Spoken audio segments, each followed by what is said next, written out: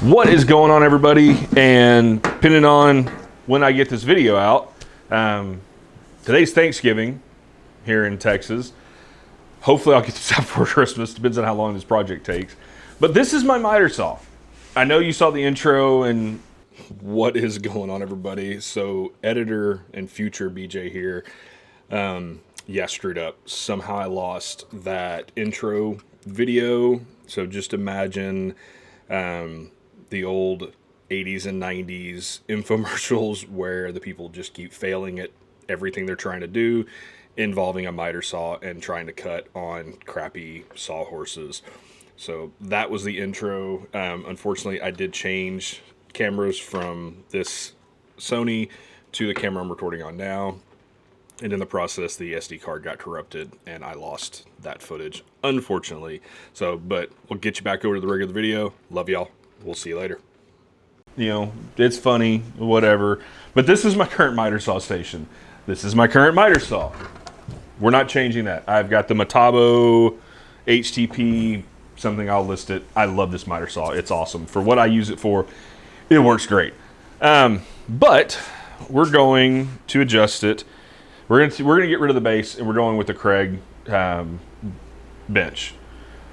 We got 3 of them. We've got they're all 28 inches deep. We've got a 28 by 28, a 28 by 44, and a 28 by 64. So yeah, it's gonna give us 10 inches that way, which is fine because I think right now we're 140 inches going that way. So we're gonna lose a little bit of length, which is fine because I need to move something over there. But we're gonna go with the Craig base. I love these things. If you haven't used them, check them out. Craig did send me these, and I'm gonna go over real quick why I'm going with these over keeping the 2x6 base. In my opinion, it's practical. I'm gonna get this out of the way and we'll show you some things. So I'm gonna rotate you around. I'm gonna show you what we've got. So right now on this wall, so we've got toolbox down there, Festool dust extractor, which that's mobile, so it doesn't stay there. Bandsaw, so Laguna bandsaw, and you see dust collection coming around. My router table is there. Miter saw, storage. There's the hat press, which that's got to find a new home. Drill and nail gun, storage there. All my stuff here. But the biggest thing, if you notice, my dust collection coming out of the Harbor Freight Frankenstein. It goes up, goes over, goes behind the wind air filter. I'll move so it'll focus. So behind the wind air filter, down to the miter saw. And I know a lot of y'all are watching this going, I already see a problem with this. And we're gonna come back to this. But if we go over here and you can see all the way down and back around, stop autofocusing, to the router table. Now, you see where I'm getting at? The dust collection for that router table sucks. And not in a good way. So, we're gonna take the dust pipe. Here's the plan anyways. Now, we all know how plans work. The plan is take the dust pipe, drop it down, and go under, come up to the miter saw, then pipe right into, we'll run a pipe up to this side of the router table and then into the back of the bandsaw. Now, does it work? Does the dust collection work? That's probably the question everybody's asking. Yes, it works. It functions. The router table, it's okay. It could be better. The bandsaw is not too bad. Depends on what I'm cutting. But granted, that bandsaw, the dust collection, and I think Laguna knows this, that dust collection on that bandsaw is, it's severely lacking. It's a great bandsaw, just the dust collection sucks. And like, again, not in a good way. But as far as the miter saw dust collection goes, with it going from the top, I'm pulling a vacuum, or creating negative pressure. I'm not pulling a vacuum. I'm creating negative pressure inside the box. It does a great job keeping the dust in, but it doesn't clean anything out. So every couple months I have to pull the panel off, vacuum it out, because it'll get up, you know, about here sometimes around the back sides. And the other thing is just a square. I have no angles or anything in there. So with it coming from the bottom, I've already got 2 holes cut, because in the old shop where I had this workbench, I had a dedicated dust collector just for the miter saw. And it was great because it would come straight up the bottom and it pulled everything out. I never had an issue with it. And I never had to really clean out the inside. I'd vacuum out the corners every once in a while. And getting this, moving the pipe off the top will allow me to take the wind air filter, push it back another like 6 inches, because yeah, it's off the wall, well, 4 or 5 inches, whatever. And right now it's got screws holding it into the ceiling. If those weren't there, this thing's gonna fall over. So I kind of want it pushed back a little bit further, cleans up my wall a little bit, and then gets rid of that mess down there. Well, after, I don't know, 3-4 hours of work, a lot of vacuuming, a lot of screws, I forgot that this entire bench was put together with pocket holes. There was a lot. Had to have been at least 100, if not more. A lot of screws. I'm tired. I think I'm gonna call it a night. I think tomorrow we're gonna get back out here and we're gonna start assembling the new bench. At least that's the plan. I've already got one right here that's ready to go. Just gotta get some stuff added to it. But we're gonna get, I've got the legs done on the other 2 pieces. I just gotta get the stringers, the stretchers in. Then we're gonna get the MDF back on them. I'm going to reseal the MDF because it needs it. Yeah, I think we're almost there. And then build cabinets and get what you don't see off camera over here and on my workbench is everything that was in that miter station. Dear Lord, I have a lot of junk. Hi, I'm a woodworker and I'm a hoarder. Yeah.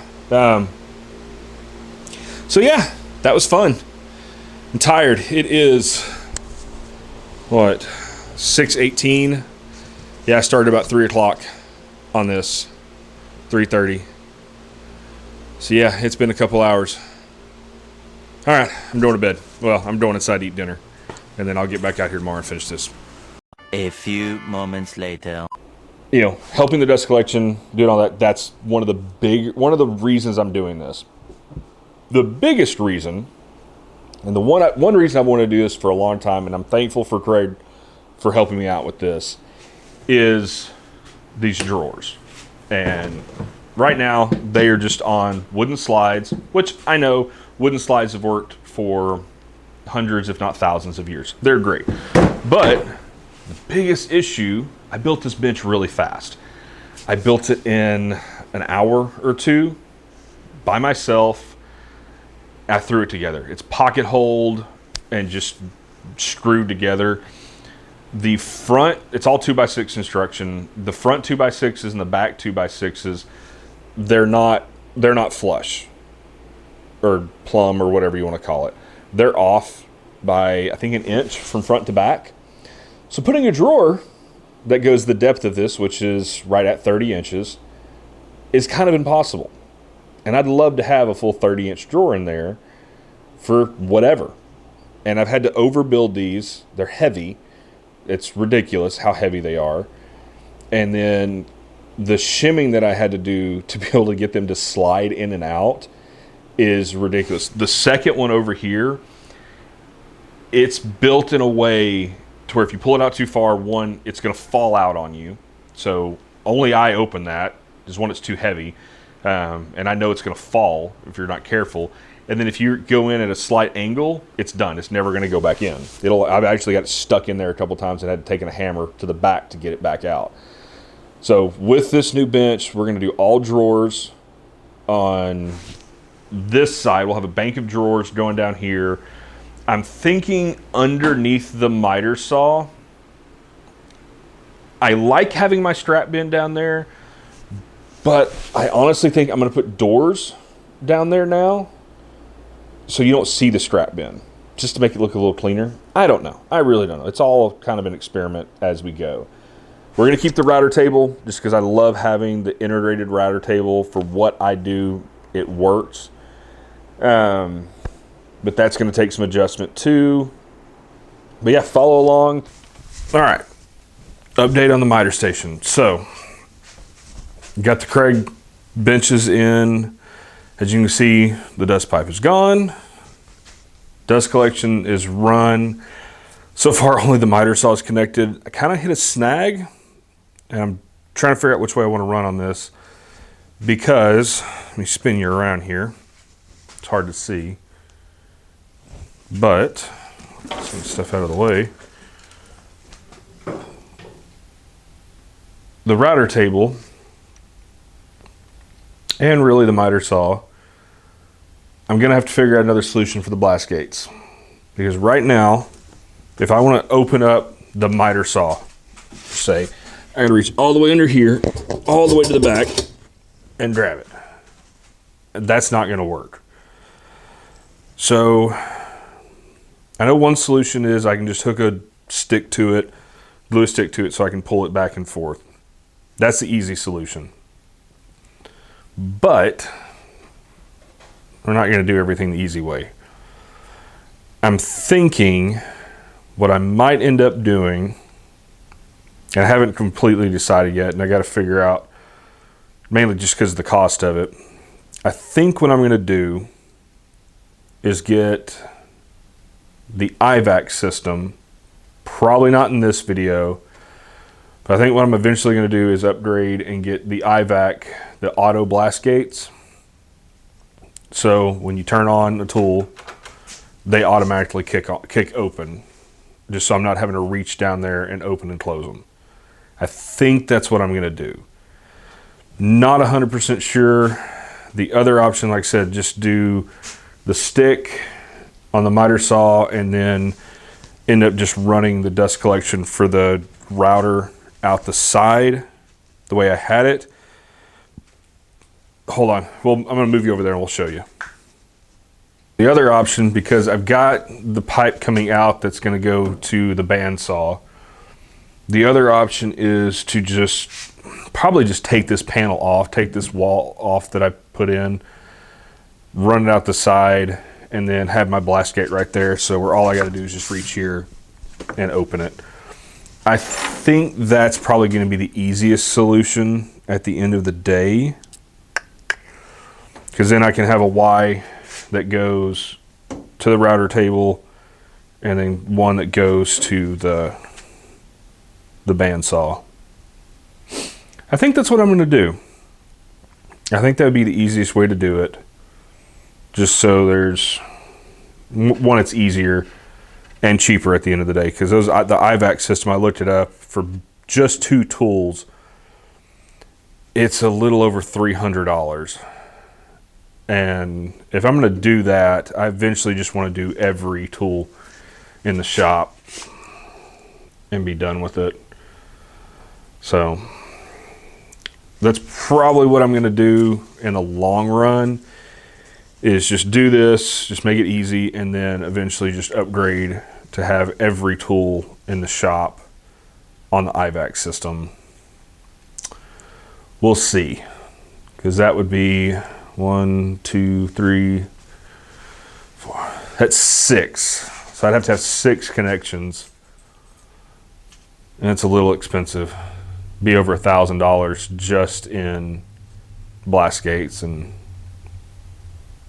I can spend $1,000 on something way more fun than blast gates. So, yeah, let me work on that. I'll update you, show you what happens on that, and then we'll get back into it. Like I said, the final of this, you'll see what I do. So, I'm gonna shut y'all off for a second and think about what I want to do. Probably go put on some comfortable clothes, because I'm gonna be back laying on the floor, and yeah, that sucks. So yeah, let's get this done. See y'all here in a minute.